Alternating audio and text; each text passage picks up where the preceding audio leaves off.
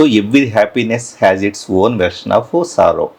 Okay. So అందుకనే people ఏంటంటే ఈ రెండింటికి మధ్య జీవితం మొత్తంలో కూడా ఒక ప్రిఫరెన్షియల్ సిస్టమ్ పెట్టుకుంటే కనుక హ్యాపీనెస్ కాస్త సాడ్గా మారిపోతూ ఉంటుంది. మీరు ఒక రెస్టారెంట్కి వెళ్ళారు, చిన్న ఎగ్జాంపుల్, మీకు బిర్యానీ ఇష్టం.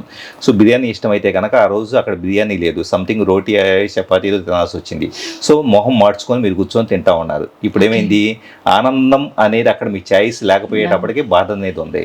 సో ఎక్కడ ఆనందం ఉన్నా అక్కడ బాధ ఉంటుంది, ఎక్కడ బాధ ఉన్నా కూడా నెక్స్ట్ వచ్చేటప్పుడు ఆనందం వస్తుంది. సో ఇది సైక్లిక్.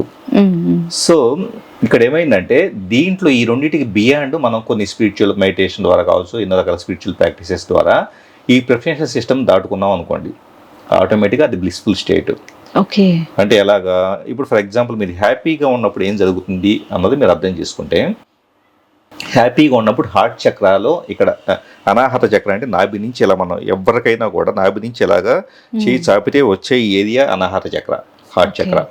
సో హార్ట్ చక్ర దగ్గర ఎలక్ట్రోమాగ్నెటిక్ ఎనర్జీ అనేది ఫ్లోట్ అవుతూ ఉంటుంది ఇన్విజిబుల్గా.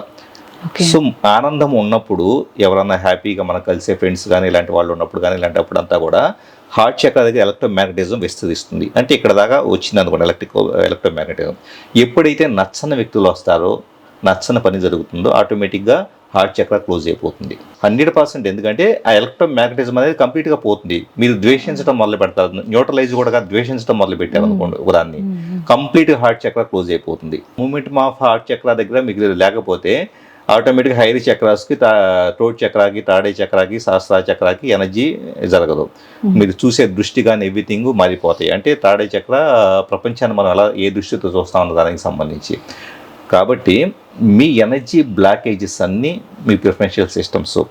సో సాధారణంలో మనం ఏం చేస్తూ ఉంటాం, హ్యాపీనెస్ లేదు, సాడ్ లేదు, రెండు ఒకటే అనే స్థితికి వెళ్తాం.